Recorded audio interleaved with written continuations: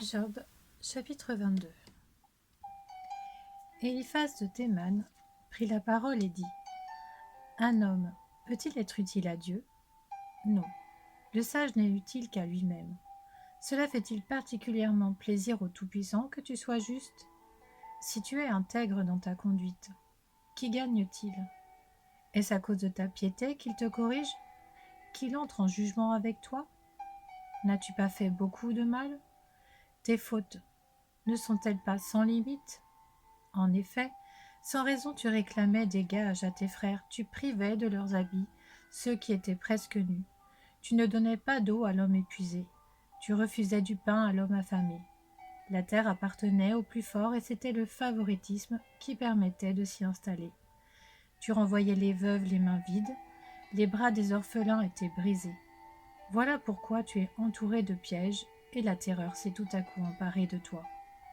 Ne vois-tu donc pas ces ténèbres, ce débordement d'eau qui te recouvre ?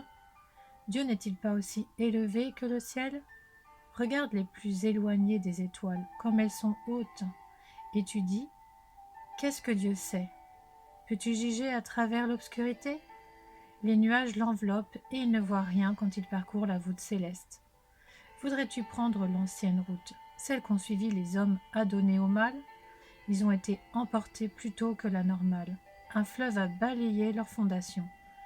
Ils disaient à Dieu : éloigne-toi de nous. En effet, que pourrait faire pour eux le Tout-Puissant ?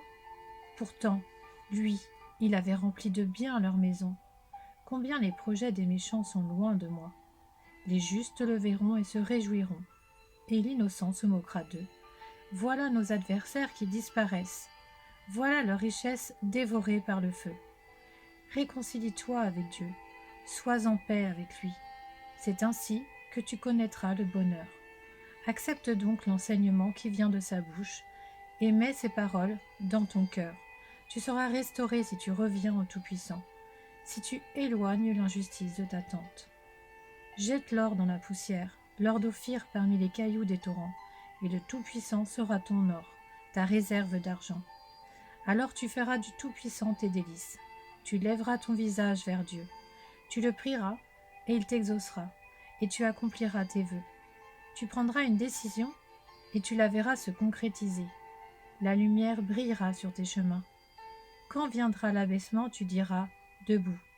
Dieu sauvera celui qui est humble. Il délivrera même le coupable, qui devra sa délivrance à la pureté de tes mains. Job, chapitre 23. Job prit la parole et dit : Aujourd'hui encore ma plainte est synonyme de révolte. Ma main doit étouffer mes gémissements.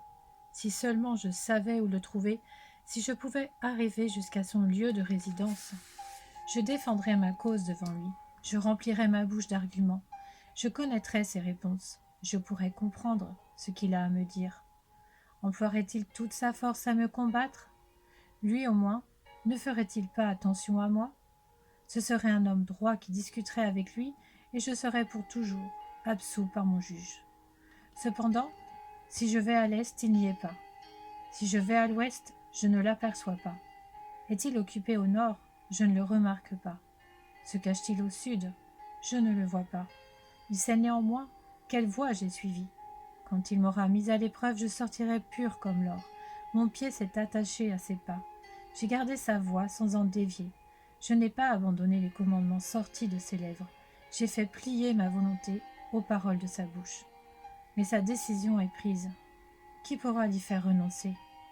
Ce qu'il désire, il le met en œuvre. Il accomplira donc ses intentions envers moi, et il en a bien d'autres en réserve. Voilà pourquoi je suis terrifiée en sa présence. Quand j'y réfléchis, j'ai peur de lui. Dieu a brisé mon courage. Le Tout-Puissant m'a rempli de terreur. Mais je n'ai pas été anéantie par les ténèbres, par l'obscurité qui m'a recouvert.